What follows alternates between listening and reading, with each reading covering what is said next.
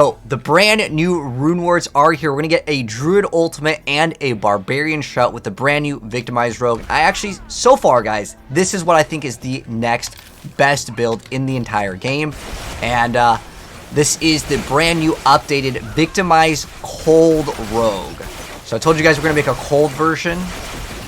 And, man, this one, it goes hard. So we're going to get the Druid Ultimate. And we have permanent cold imbue, so it's going to activate all of our bonuses. So that will give us the frigid finesse bonus. I mean, we're basically just rolling through content. And I've been testing out to see which one I like the most. So far, I think this is the new best rogue build in this season. It's weird because Victimize is always in a situation where it's either way too OP or it's not good. So in Season 4, it was like godly, right? And then Season 5 was like, nope, we're deleting the skill out of the game. Now, there is one important thing that you can do with this build, is you can snapshot the Imbue and Concealment. As long as we break our Concealment with specifically the Dance of Knives, we're going to get 100% crit, and we can upkeep that the entire time. Which makes it super, super good. But I'll be honest, it activates so much, I don't really like the sound. So, the Imbue version of this build, there's actually two different things. So we're just going to do this run real quick. But the Imbue variant of this build does something a little bit different. It gives you more lucky hit chance, because it will use Imbue's lucky hit chance. And you can see we are just rolling through content. Remember, your skill is not doing the damage, it's Victimized that's doing the damage. But all we have to do is activate that, and then boom. Now, I want to say it's way better once that thing is staggered. I mean, it's popping. And 65 is actually way harder now. 65 is the area where it becomes World Tier 4. The difference between World Tier 3 and 4 right now is actually very, very massive. So, now that we open up with some gameplay, I'm going to show you some stuff. And by the way, some of my gear is terrible. Look, you can see I'm still running Legacy gear. I have 0 Masterworking on Fist of Fate. If I get a Fist of Fate with a Greater Affix on Lucky Hit, it's game over. Now, to be fair though, I do happen to have a Higher of Perdition with a Greater Affix, but it's not triple Masterworked on it, but you would still get way more benefit off of Fist of Fate being Greater Affix. I believe it goes, you get like over 100 Lucky Hit on it. So I'm still missing a big chunk, and obviously we would want a triple Masterwork, but right now it's very annoying on the PTR to min-max. But I will drop a build guide. Currently Mobalytics is still working on some stuff, but I wanted to go ahead and kind of show you guys this build really quick, because I had a couple people ask like, what's this build? So the differences between this and the poison variant are obviously we're going to be using cold, and the reason why we use cold is because we can get all of our bonuses with a lot of things, like of course I had extra points, but usually it's just because of frigid finesse. Now, you don't really deal that much damage with it. However, I'm not actually 100% sure if it works or it doesn't work with it, because how it works is Victimize does the same type of damage to the enemies. So you can actually go physical, you can go any element that you want. Shadow is actually pretty cool too, because Shadow will also give you 12x non-physical, which will increase itself too. So that will be kind of nice, because the pop will then be shadow damage. And then on top of that, if you want to add vulnerability, you can. But I'm using cold imbuement, and I had extra points, so I just put more into it, so we can get more damage if we hit, like, you know, obviously a frozen enemy or crowd controlled. But there's also another nice thing with cold, enhanced cold imbuement. This could give you your source of vulnerability, so you don't have to roll on one of your rings. But as far as like the Paragon board goes, you can see like this glyph is kind of broken right now. It literally shows there, but it doesn't work properly. There's a couple nodes here that are like, look, this one, I can't even show you the fact it's like off the screen. But right now, a lot of build websites, they're still like doing some stuff, and as far as it goes, yeah, Victimize is going crazy. This is something I actually learned from Yugioh, so shout outs to him. So I was actually looking at his variant, and he was playing physical. But what I actually saw that was really important to mention, and I still have to get my armor and res cap here, but I'm going to rely off of the Paragon points to kind of fix that, because right now, I don't really want to re-roll certain things. Like, look at this. This is still a legacy item. We're still missing out a bunch of stats in a lot of different areas. A lot of the stuff, like I said, is legacy. I don't have vulnerable in my amulet either. This is like an early first kind of preview of the build here. You can see even, I think, there are maybe some pieces of gear, like this one I can't even go to 12 out of 12 for masterworking. So like the build is going to get way better. You don't actually even need agility skills. What we would actually want is dexterity here. But what is actually causing the thing to be broken is maybe they fixed it, because in season 4 it was good, then it became really bad in season 5, and then season 6 it's good again.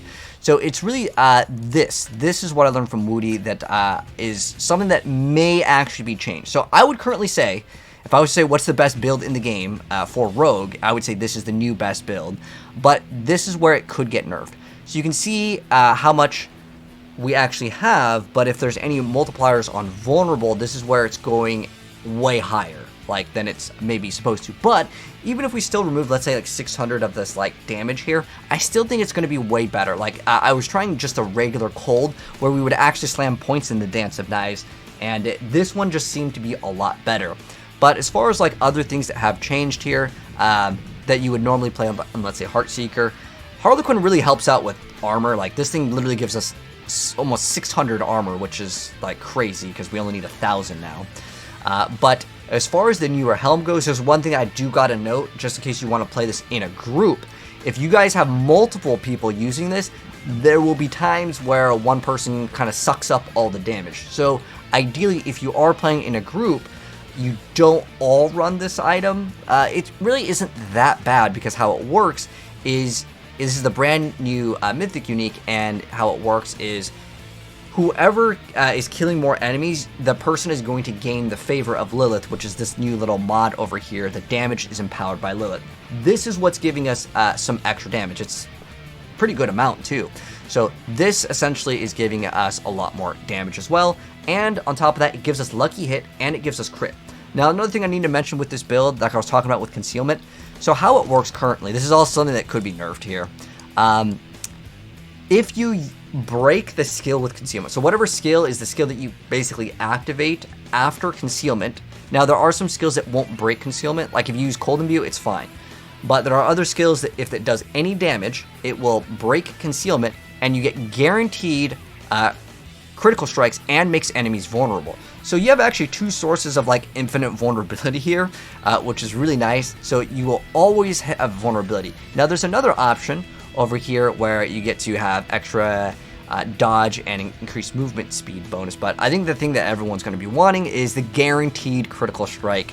That's really good, and you also get resource, but we don't care about that. It's just for 100% crit.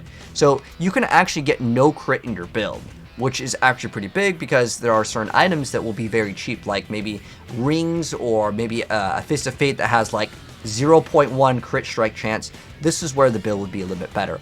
Also, as far as the new Runeword system goes, because it's kind of my first video, I think, uploading it, and I'll probably make a dedicated video for this, but basically how it works is we're going to be using the Barbarian Shout. This gives us extra movement speed, which is great. I don't know what our movement speed currently is right now. Let's see.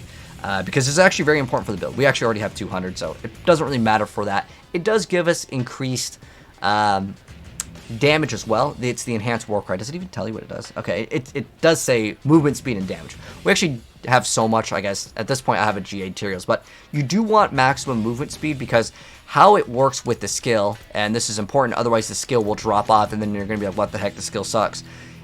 Dance of Knives gains additional charges once you move a certain amount, because it doesn't use resources. It's every 30 meters you travel, you gain 4 extra charges. So basically, it doesn't cost any resource, which is actually good. And the damage goes pretty hard with this build. But that's the stuff that I wanted to explain. You could probably drop this one. And then the other one that I'm playing at the moment is called, well, this one is Bak Ohm, which gives us, again, the Barbarian stuff, and that's after you travel 50 meters, and we're always traveling because it's like a God DH build. And then we're also running Yugioh, which allows us, once we deal damage after not taking damage, and since everything dies, I like this one the most right now. It's not like I have to push a bunch of buttons.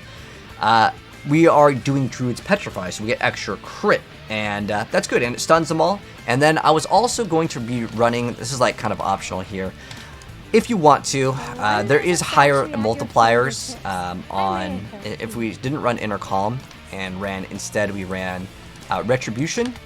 Retribution just has a higher number. Retribution is like 35. I was thinking about throwing in the two-hander, or we can throw it in the amulet. Those are the other options. So this gives you extra survivability too, but we are playing a druid ultimate inside our build, which is cool, and it's just to deal damage after not taking damage within 5 seconds. So basically, I would say it's up most of the time, but to be honest with the rune words, I would say you may get more of a benefit off of just having 300 dex versus the shell, but it's brand new, so I wanted to play with it. But anyways, so far, this is the brand new, like, best rogue build in my personal opinion as of now. It may change, but so far, because I kept on getting asked, what's the best new rogue build? And I would say right now, Victimize seems like it's beaten on Dariel's, which is crazy. But I haven't fully min-maxed Dariel's. In fact, I don't know if anyone's going to be min-maxing getting to Paragon 300, and obviously trying to get all triple masterwork gear and triple greater affix, or even double. You definitely want 1 greater affix in every single slot. But that's gonna wrap it up for my little like introduction / showcase to what I think so far is the best build. But that's gonna wrap it up. If you guys want the build guide, I'll be dropping it very soon, so drop a like and subscribe if you are new here, and we'll be dropping the build guide. I'm probably gonna work on it like literally right after this, but I wanted to go ahead and show you guys the demo, and I'll also show you guys how rune words work. See you guys in the next one.